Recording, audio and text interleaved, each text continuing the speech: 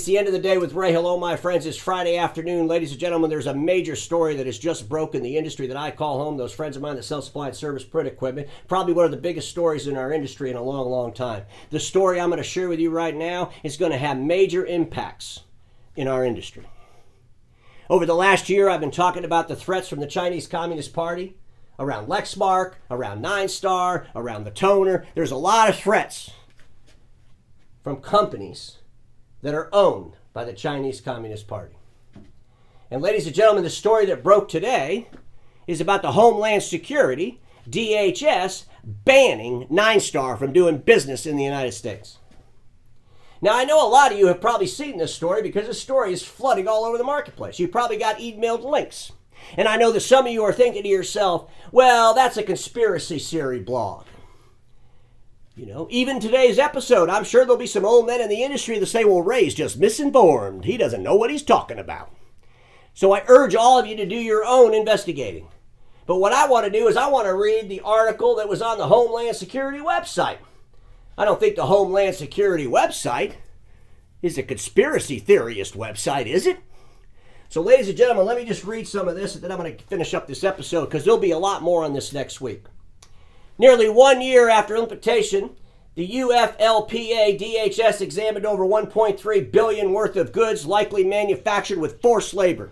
Washington. Today, the U.S. Department of Homeland Security DHS announced new actions to keep forced labor practices out of the U.S. supply chain. The Interagency Forced Labor Enforcement Task Force, led by DHS, added 2 People's Republic China-based companies to the Uyghur Forced Labor Prevention Act.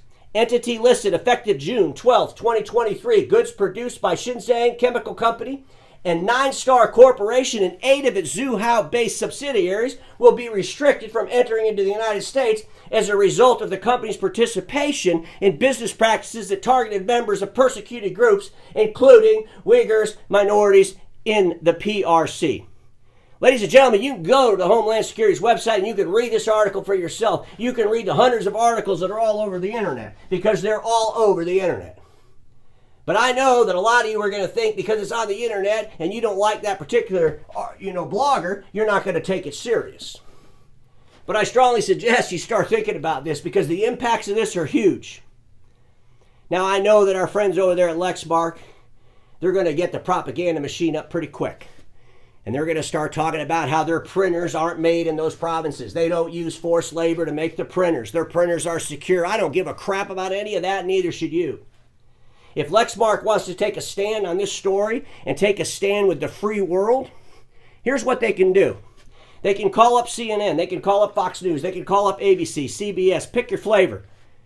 Tell them to meet you on the front lawn of the Lexmark facility in Lexington, Kentucky. And the president of Lexmark can do a press conference and tell the whole world that they stand with the free world and denounce the Chinese Communist Party using forced labor. Anything less than that is bullshit, and I'm going to call it. Lexmark, you go to your website, you say right on your website that Ninestar's an investor. Ninestar's not an investor, and I talked about that before. They own the company. They own the company. They're a majority equity owner. And it's time that Lexmark stood up with the free world. It's time our industry's actors paid attention to this. It's disturbing. It's disturbing to watch my old friends wear their leather jackets talking about Vietnam vets and at the same time not addressing this with reality, not calling out Lexmark, not calling out Pantom, not calling out GG, not calling out Static Control. Where's the outrage?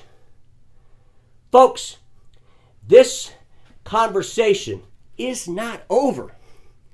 And I urge you all to tune in next week because I'm going to be all over this story. And everybody watching me knows this. Status quo is the killer of all that will be invented. Don't get stuck in status quo and I'll see you all on Monday.